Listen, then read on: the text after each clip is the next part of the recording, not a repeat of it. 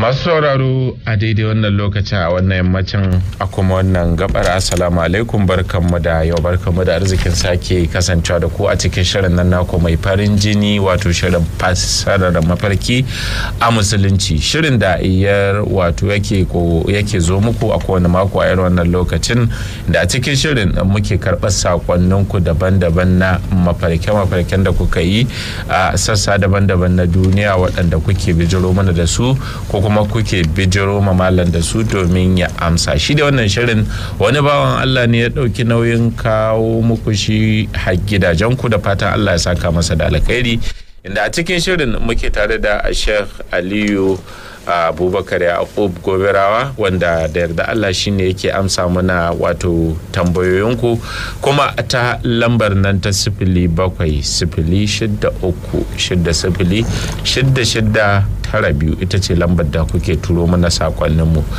a cikin shirin masu sauraro idan dai kai sabgarka da safararka shine bai shirin to ka san cewa kwanakin baya da ya gabata mun dauko bayani tirintire a cikin usulut ta'birur ru'ya wanda yake fayyace mana matakai da kuma wasu ma'alumat da suka shafi fassarar mafarki a musulunci inda ina iya tunawa masu sauraro mun kwana ne a cikin wato nau'ukan mafarke-mafarken alkur'ani mai girma wanda mala yake ci gaba da sharhanta muna dalilai daban-daban da kuma sabab na fassara mafarki musamman da yake da alaka da alkur'ani mai girma. A karamakan labarkanmu da sake haduwa a cikin shirin. Barka gari. Madalla. Kusan dai kamar yadda ni jero a wato bayani na mun kwana ne a wato usulul ta'bir ru'ya akan sha'ani na mafarkin alkur'ani. Anan kuma za mu dora kila ga tunanina. To bismillah mal. A'udhu billahi minash shaitanir rajim. Bismillahir rahmanir rahim. الحمد لله رب العالمين والصلاة والسلام على سيدنا محمد بن عبد الله وعلى آله وصحبه أجمعين أما بعد السلام عليكم يا جماعة المسلمين. وعليكم السلام ورحمة الله. kamar wanda ya gabata satin da ya wuce muna kan magana ne kan abin da ya shahi ulum na alkur'ani waɗanda ana amfani da su wajen fassarar mafalki kuma mun fara ne da abin da ya shahi zahiri na alkur'ani wato nassi na alkur'ani wanda su malaman fassara mafalki suna amfani da su wani lokaci sai su fassara mafalki kuma mun ce in Allah ya yarda satin ga za mu shiga kan abin da ya shahi balaga wadda ta tuzgo cikin alkur'ani ita ma kanta malaman fassara mafalki suna amfani da ita. To kafin mu shiga mala ai misali mai sauraro kila san mi balaga ɗinku. To balaga hikima ce ta magana wadda larabawa suna amfani da ita kuma alkur'ani shi ma kai ne yana amfani da wannan balaga ta alkur'ani. To sai mu kira ta kila hikima. Misali kamar a cikin alkur'ani Allah madaukakin sarki yayi magana kan abin da ya shahi Yahudawa wadda aya take magana mathalul ladzina humilu at-taurata thumma lam yahmiluha kamathalil himari yahmilu asfara bisa masalil qaumil ladzina kazzabu bi ayati llah wallahu la yahdi al-qawma zalimin. wannan aya ubangiji yana magana ne kan Yahudawa waɗanda Allah madaukakin sarki ya azama nauyi su yi amfani da littafin at-taura wanda an kasabka musu shi na sai Allah madaukakin sarki ya ce masalul ladzina humilu at-taurata abinda an misalin waɗannan da an ka azama nauyi su yi amfani da littafin at-taura wato su ne Yahudawa thumma lam yahmiluha sannan sai suka kiyan aiki da littafin at-taura an saukan musu shi don ya zama jagora gare su ga al'amuran su to amma kuma sai ba su yi aiki da shi ba to sai ubangiji ya misalta su yace kamathalil himari yahmilu asfara wato kamar dai jaki ne wanda an ka azoma dimbin littafai. To nan abinda malaman balaga suke kira ne at-tashbihu tamthili wato at-tashbihu tamthili za a bada misali a sifanta wani abu da wani abu nan ubangiji bai hito karare ya ce yahudawa ba, ya ce matsalul lazina hummilu taurata, an san littafin a taura nasu ne. To don haka sai ubangiji ya ce ka masalil himari, to yahudawan ne su an ka sabkan ma littafin a taura, wato kamar zaurance aka yi musu. To don haka yahudawa an ka sabkan ma littafin a taura, to kuma ubangiji ya sifanta su ya ce kamar jaki ne wanda ya dauki littafai. Subhanallah. To shi jaki wanda ya dauki littafai, ubangiji ya wannan misalin ne don ya nuna cewa ba su hana da abin da a cikin attaura ba, don ba su yi aiki da shi ba, saboda shi jaki ya ɗauki littafi bai damu da abin da a saman jiki ne ba, babu abin da kaka iya bashi na fatawa. To sai su malaman fasara mafalki suna amfani da wanga abin da ake kira da balaga a tashbihu tamthili. Sai suka ce to idan an kai mafalkin jaki in yayi daidai yayi mudabaka da wagga maganar da an kai, sai sun ka ce to yana nuna wani malami ne wanda bai amfani da ilimin shi ga shi wanda ya mafarkin. In ka yi mafarki sai in ka faɗi, muna haɗin general term ne na mafalkin jakin, tunda ba wani ya yi mafalkin ba, sai an san wani na yi, wani lokaci sai a ce wani malami ne wanda bai amfani da ilimin shi, don su an ba su attaura ba su yi aiki da ita ba, sai ha ubangiji ya sifanta su da cewa kamar jaki wanda an ka azama. Na dai fahimta, wato fassarar ta danganta daga bayanin da kai wanda ya yi da kuma yanayin shi. Haka dai. To tun da ubangiji ya bada misali ya siffanta su da jakuna, to wani lokaci sai a ce wani malami ne wanda yake bai amfani da ilimin shi, wani lokaci a ce wani ba yahude ne. Tun da su yahuda wanga tun da ya ce matsalul ladhina hummilu taurata su ne yahudawa. To don haka sai ubangiji ya ce musu jakai, don haka wani lokaci a mafalkin jaki na nuna ba yahude ne, don ubangiji ya ambace su, ya misalta su da jaki. To shi ne a tashbihu tamsili, malaman fasara mafalki suna amfani da shi wajen ba da fatawa kan abin da ya shahi fasara mafalki. Wannan haka shi. To mala ina ga a wannan gaba kamata yi mu tsaya sai mu shiga cikin sakonnin da aka turo mana, kamar suna dan da dama. Sako na farko malam ba suna yana cewa salam, ko kuma tana cewa malam na mafarkin ina karatun suratul kahfi ayoyin farko sai na farka daga bacci. To wannan shine sako na farko da muka fara, bai bayyana komi ba koma bayan wannan.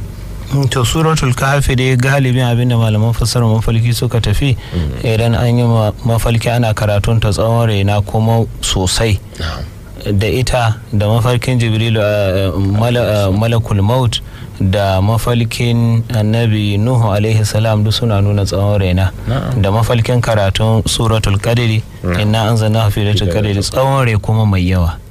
Haka malaman fassara mafalki suka ta yi kai. Allah ya ba mu mai albarka. Assalamu alaikum, da fatan Allah ya yi maka taimako kamar yadda kake taimakawa mutane. Bayan haka fassarar da nake nema ita ce wani abokina ya ce yayi mafarki na a wani gida ina ban ruwa ga shukoki, shi kuma yana gehe sai na jawo na watsa mai ruwan. Ni ma'aikacin gwamnati ne amma na yi ritaya, a huta lahiya. Yana ban ruwa ga shukoki a wani gida aboki ne din ya yi mai wannan mahalikin, to cikin kuma mahalikin sai ya watsa mashi abokin nashi ruwan da yake ban ruwan fulawa. To wannan yana da bukatar shi sai an gane shi ma da idanu, to sai an ga mutum an ga sifar shi sannan sai a haɗa mishi fassarar. To kila sai shi kokari shi kawo kai ne wata.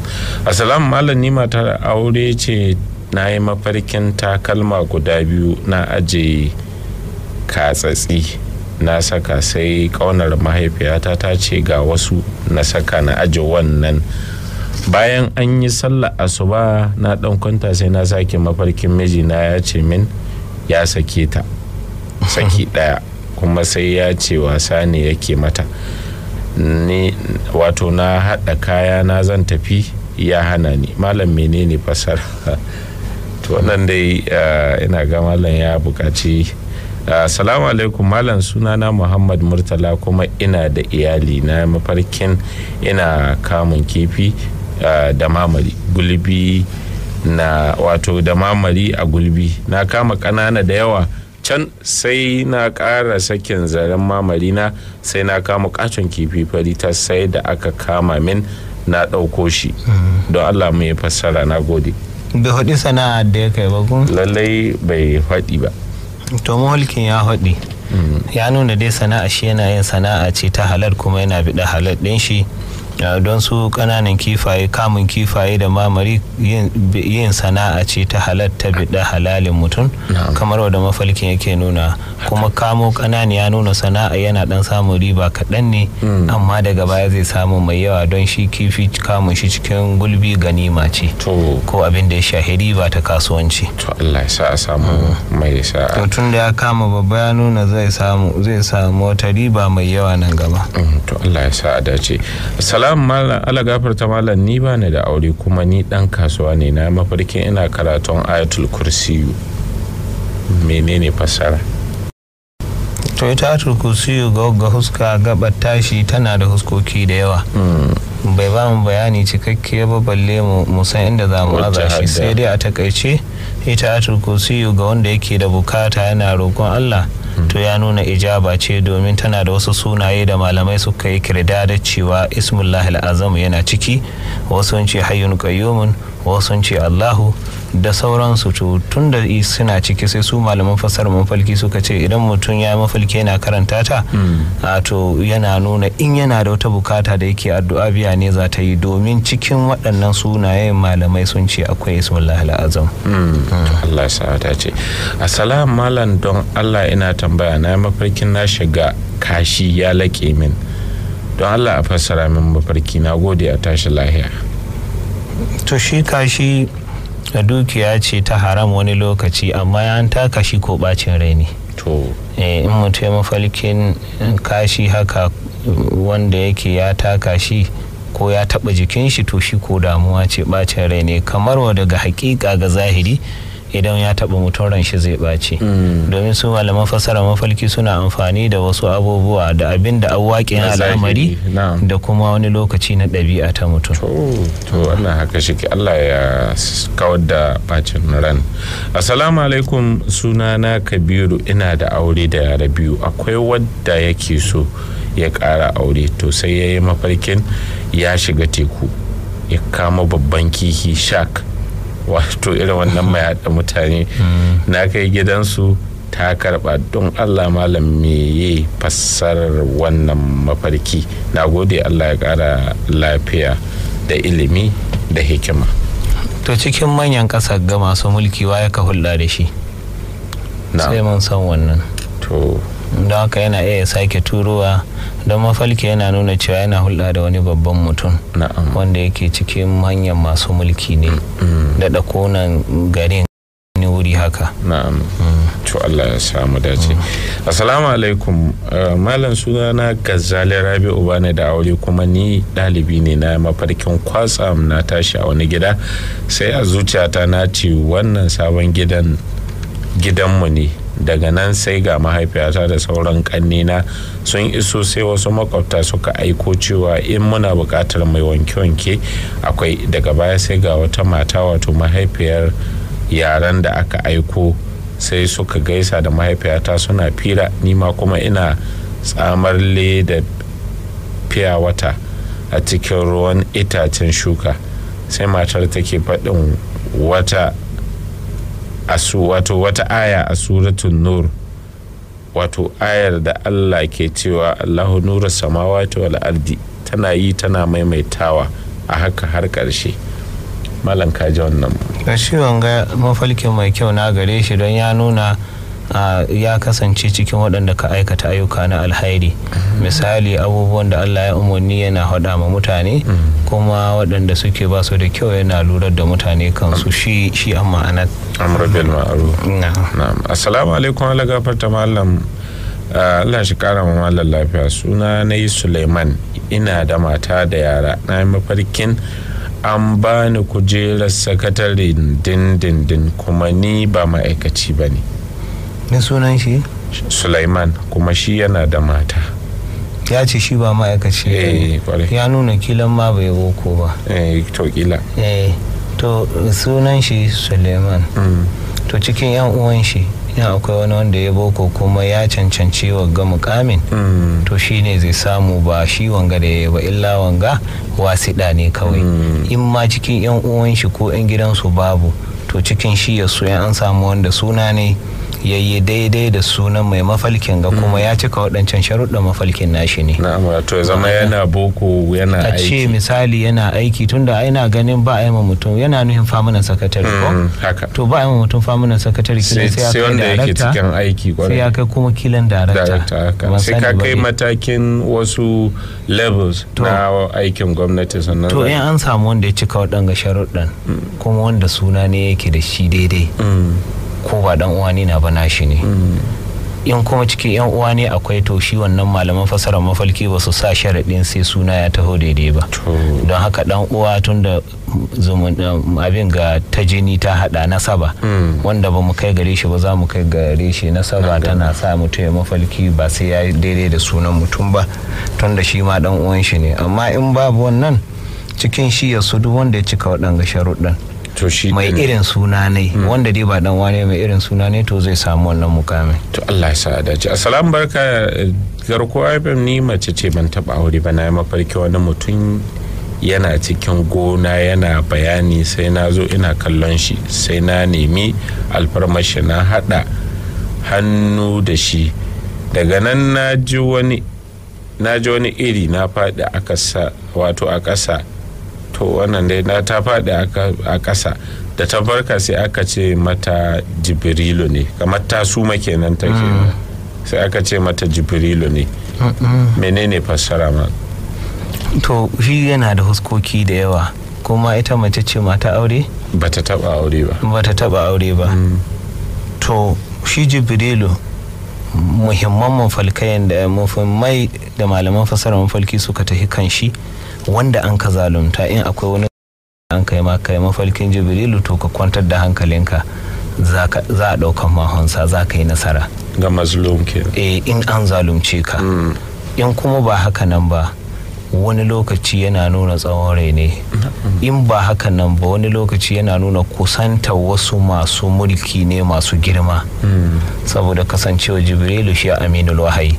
Wani lokaci kuma sai su malaman fasara mafalki suka ce wanda a cikin tsoron kan wani abu ya faru gare, kana jin shakkun kila ana kulla ma wani abu ko wani abu zai faruwa, to in kai mafalkin Jibrilu shi kenan, ko mutar da hankalinka ba mai iya wani abu. Don haka ita ta san abin da take ciki. In tana an cuce ta kan wani abu, to ta sani ta kaddara kanta bisa ga abubuwa muhimmai. In ba haka nan ba ta yi aikin hajji. To duk dai alamu ne na shi mafarki ne abu ne mai kyau. Shi mai kyau ne ga mutum guda, abbai da kyau.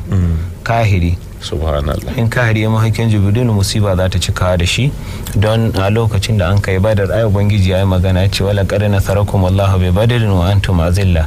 Wato su mu'mine ubangiji yana hadin irin taimakon da ya musu da nasarar da an ka ba su. Kahirai sun hisuwa a Badar, amma an taimake su karkashin jagorancin shi Jibrilu ne. Su ma kafirai ana fassara musu mafalki, amma sai sun yarda da sharadin cewa za a fassara musu Qur'ani da Nabi sallallahu alaihi wasallam, to za a fassara musu. To wannan kamar shilantawa na ga gidan rediyo cewa idan ba wannan ba, in suna da bai da matsala ana fassara musu, amma sai dai da sharadin Qur'ani na ka'idodin nan da aka bi. Shi na nace misali wanda ya yarda da wanga sharadin, koda ba musulmi bane, yana da mafarki. In ya yarda don Qur'ani shi yayi magana kan kahirai, kowane irin kahiri Qur'ani yayi magana kai ne, kuma da mu'amalar su. Yanzu kaga misali shi kahiri, in yanzu misali wanda a kahiri ya yi mafalki ne, misali ya ga ya nutse, wanda ba musulmi ba, madalla, ya ga ya nutse cikin gulbi, shi mai kyau ne gare shi, don musulunta zai yi. Amma musulmi shi ko in yi mafalkin ya nutse cikin gulbi, shi ko ridda. To kaga Qur'ani ya kawo cewa musulunta zai yi, don can lokacin da Fir'aunu ya so ya yi kalmar shahada, sai ubangiji ya ce al'ana wa qad asaita, waton yanzu na yake son ya tuba. Shi Fir'auna to ba amshi tuban nashi ba. To tunda ya niyyar ya tuba din, sai su malaman fasarar mulki suka ce to in kahiri shi koye mafalkin ya nutse tuban nasa yi, shi ko musulmi in yayi shi ko ya nuna cewa ridda ce. To wannan haka shi. Assalamu sunana Maryam, na gama secondary na mafarki ina shan zuma ina tare da wasu mata sai na ba konin su zuma sun kasha. Mace ta daya ta ce wato macen ta ce min a'a kuma ina yawan mafarkin al'ada ta zo mata kuma tana yawan mafarkin an kashe mamatta. Ina ta kuka kuma ita budurwa ce. Budurwa ce? To wanga mulkin nata duk ya dai bayyana kai ne. Mafalkin duka da na ɗan da na biyu da na uku duka ma'anar shi guda. To suna da alaka. Suna da alaka. Sai dai mu yi magana daga baya. To kila sai ta. Assalam, sunana Aisha kuma ni matar aure ce. Damuwa ta ita ce kowane lokaci na kwanta bacci ina yawan yin mafarkin an yi mata mutuwa. Wallahi malam duk lokacin da ni ya mafarkinta sai an yi mana ita. Me ya mafita malam? Kuma jiya na mafarkin mijinta ya mutu yanzu haka hankalinta a tashe yake. Na gode. To kwantar da hankalinta, lahiya lo mijinta yake ba shi da wata matsala. Kuma shi ko da man shi shedan yana wannan. Annabi sallallahu alaihi wasallam ya taba tsawata wani sahabi na shi da ire-iren mafalkayan nan, ya ce ya yi mafalkin an gundule mishi kai amma kai daban gaggar jiki daban kuma tana biyar jikin nashi. Sai annabi ya ce shedan ne kawai yake yin wasa da kai, kuma mafi yawa mafalki mara kyau shedan ne ka yi don ya bata ma mutum rai ya sa ka cikin damuwa. Amma wannan mafalkin ba yana nuna wa mijinta mutuwa zai yi ba. To Allah ya muna tsari da shi. In rasuwar ta zai ba haka za ta gani ba. To wannan haka shi. Assalamu alaikum malam, sunana Kalihu Muhammadu. Ina da mata biyu, ni ma'aikaci ne na mafarkin ana yi min ruwan sama, don Allah malam a fassara min. Ma'aikaci ne, mun so mu ji matakin aikin shi, don ana mai ruwan sama yana ɗauka wasu kuɗaɗe ne masu yawa zai samu, kuma yana ɗauka wani lokaci wani mataki ne zai samu babba. To don haka sai an san mataki ne. In kuɗi ne nan za a cewa wasu kuɗaɗe ne zai samu, in kuma mataki ne zai kai na wani abu shi kuma nan na za a fahimta. To amma dai kila ma walkin alamun abu mai kyau. Duk mai kyau ne, bai da matsala na ruwa. Abinda ɗaya abba aso ya zamanto cewa mutum ruwan su ba shi kashi sosai kuma ya rasa wurin laɓewa. To Allah ya samu dace. Amma don suna zuba kana jin su ga jikinka kuma ba su wahalshe ka ba, alheri ne. To Allah ya samu dace. Malam don Allah ina yawan mafarkin ina cikin ruwa ina tafiya, bazawara ta ita shekarar ta 10 tana zawarci. Lalle. To yana nuna damuwa da take ciki na rashin auren.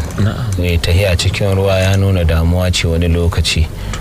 To ita abin da ya lalle ta daɗe, abin da ya kamata ta yi, akwai hadisin da annabi sallallahu alaihi wasallam ya magana kan abin da ya shahi addu'a wadda ake amsa kai tsaye. Annabi sallallahu alaihi wasallam ya ce idan mutum ya yi amfani da addu'an nan ta annabi Yunus alaihi salam, la ilaha illa anta subhanaka inni kuntu minaz zalimin, wanda duk yayi amfani da ita ya roki Allah, to Allah zai biya mishi bukata. To ta yi amfani da ita kuma tana iya. An tambayi annabi sallallahu alaihi wasallam wani lokaci an kai karɓar addu'a sahabbai, sai ya ce sulusi na ƙarshe na dare. To tana iya ta ɗauki wannan lokacin sulusin na ƙarshe sai ta yi amfani, ta yi sallah raka'a biyu. In ta yi sallah raka'a biyu sai ta karanta la ilaha illa anta subhanaka inni kuntu minaz zalimin kawai kimanin ko ta yi 41 ko bakin dai abin da ta ka iya yi ta roki Allah, Allah da za ta samu miji. To Allah ya ba da mai albarka. Assalamu alaikum malam, don Allah ina wato yawan mafarki ina cikin ruwa. To ba wannan din dai ne. Assalamu malam, ni sunana Hafsat kuma ina da aure na mafarki ina karatun suratul tabara kuma ina yawan karatun ayatul kursiyu kowane lokaci. Me ya fassara malam? To shi dai na karatu ita ayatul kursiyu mai magana cewa ita ayatul kursiyu musamman su ga mata shi ko ya nuna tsari na, samun tsari na ga shedanun aljannu don su sun ka hirin jaya ga mata. Shi ko ga namiji, in namiji ne sai a koma mabukatun shi ko kuma samun aminci in yana huskantar makiya. To Allah ya sa mu dace. Ga sako na gaba malam da yake cewa salam Allah gafarta malam, na yi mafarki ina sayar da dabino kuma ni ba ni sana'a, ina aikin gwamnati, ina da aure daga Murtala Shuni. Menene fassara ma? To shi mafalkin mutum yana sayar da dabino ya nuna cewa shi wannan mutumin akwai abubuwa guda uku. Misali tun da shi aikin gwamnati yake yana yiwa malami ne, don shi dabinon yana nuna ilimi ne wani lokaci, in ba shi ba kuma samun alheri ga wani mutumin kirki wanda yake salihi.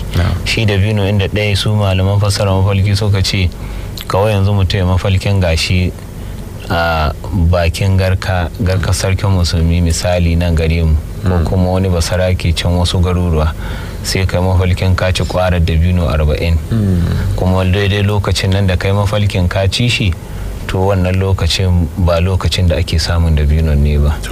To sun ce sai a yi mutum bulala 40 in ba lokacin na ba, amma in lokacin da aka samu na, to shi wannan basarakin zai baka kyauta kudade misali nan gare mu kace kamar a ce 40,000 ko abin da ya sama ga haka nan. To Allah ya samu dace. To malam ga sakon da kila za mu rufe da shi da shigo yanzu cewa malam da Allah ni ce ni mafarkin wata yana da haske sosai, yana haska ni, to Allah ya taimaka min da fassara.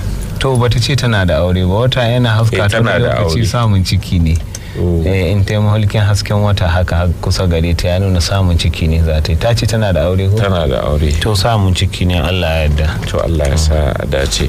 To masu sauraro nan muka kawo ƙarshen shirin na fassarar mafarki a musulunci, da fatan ya ƙayatar. Kar ku sha'afa dai har yanzu lambar da za ku kira mu a kanta ko kuma ku turo mana sako a kanta ita ce 0700 636 6692. Kafin nan a madadin wani wato bawa Allah da yake daukar nauyin kawo muku wannan shirin, Allah shi saka masa da alkhairi, sai kuma malamin da yake kokari wajen fassara mana wannan mafarkin da kuma mana bayani akan usul tabir ru'ya, malam Aliyu Abubakar Yaqub Gobirawa. Ni Nasir Ibrahim Jambuzu da na gabatar muku da shirin nake cewa sai wani mako yan Allah ya kai mu.